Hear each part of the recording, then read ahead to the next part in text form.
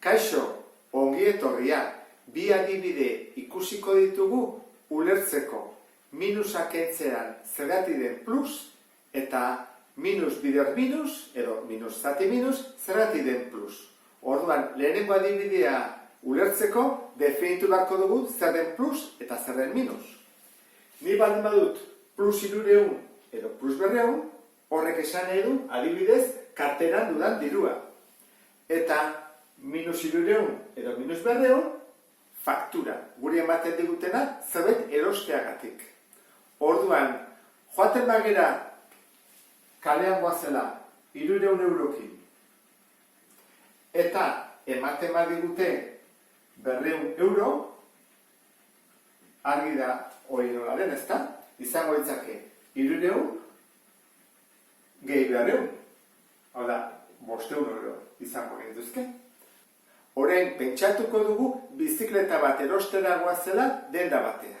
Orduan, bagoaz 300 eurokin, eta ikusten dugu bizikleta oso egokia 200 euro balio duena. Orduan, zer egin beharko genuke?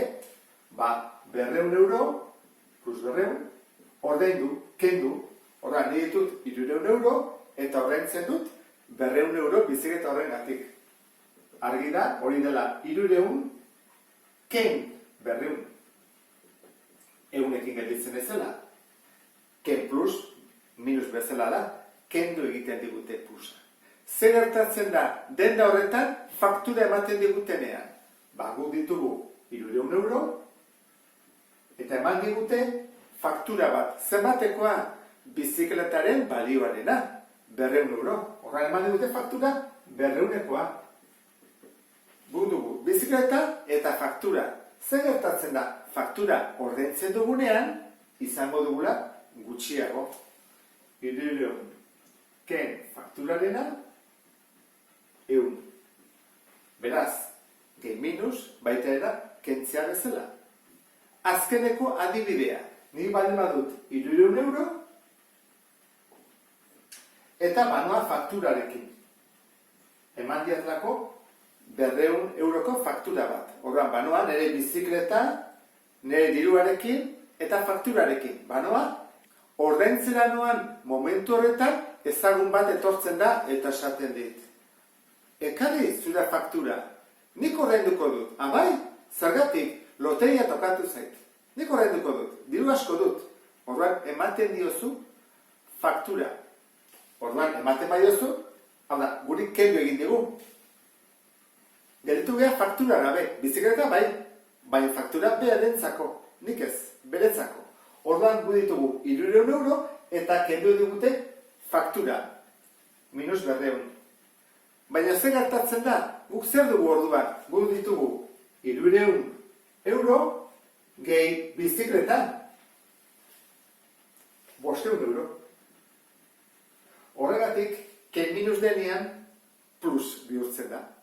Kendu digutelako guk zor gendun hori, faktura hori, orduan kentzen badigute zor duguna, irabazten ateratzen gera.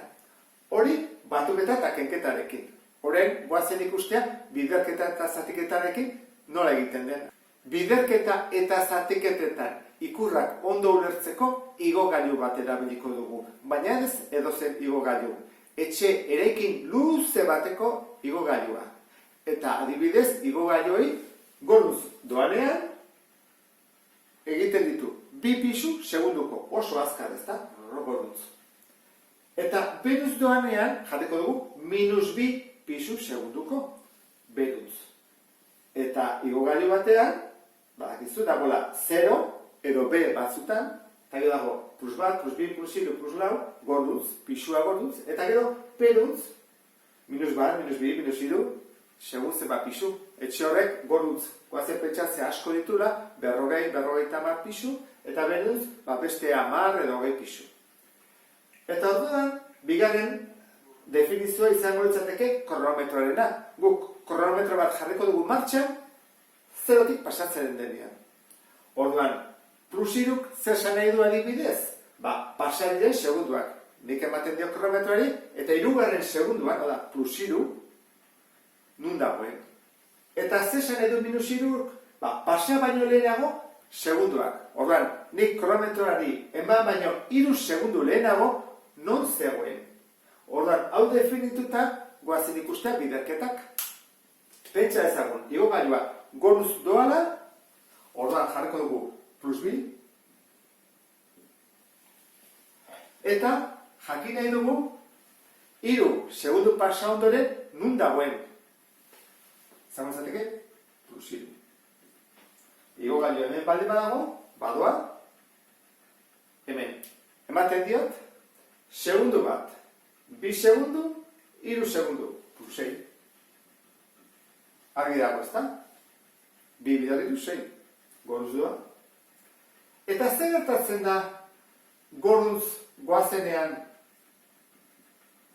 3 segundu lehenago nun zegoen jakiteko? Hau da, goruz doa, eta kronometroa eman baino 3 segundu lehenago non zegoen? Horrela baldin badez 3 segundu lehenago, behen dago, minus 6 dago. Hau da, 3 segundu lehenago. 2 segundu lehenago, segundo bat lehenago, eta kronometroa eman diotan lekuan. Orduan, hau izan mazateke, minus 6. Horraino argi ezta? Hoi da, igogailua goruz doanean. Zer gertatzen da beruz doanean? Beruz doanean, pisua galtzen ari da. Beraka doalako, minus 2, minus 2, minus 2, minus 2. Non egongo da 3 segundu pasatzen denean? Horra, dijoa beraka, eman diot kronometroa. Segundo bat, 2 segundo, 3 segundo, minus 6, ezta? Torran fatezegu, denetan zainena, ulertzeko. Beruz doa, eta kronometroari eman baino 3 segundu lehenago nun zegoen. Nik hemen eman dio kronometroa. Nun zegoen 3 segundu lehenago? Behan, ez, goian, goitik dator. Horan hori da 3 segundu lehenago. 2 segundu lehenago, segundu bat lehenago, eta hemen 0, kronometroa eman diotenean, horren da, plus 6. Horregatik esaten dugu, ikurrak berdinak direnean, plus dela emaitza, eta ikurrak desberdinak direnean, minus dela. Eta uste dut, bi adibide horiekin, ulertuko zenula pixka bat gehiago, zergatik esate ditugun, arau hauek direla, biderketak eta zatiketak egiteko. Eta baita ere, batuketa eta kenketa. Beste bat arte, agur?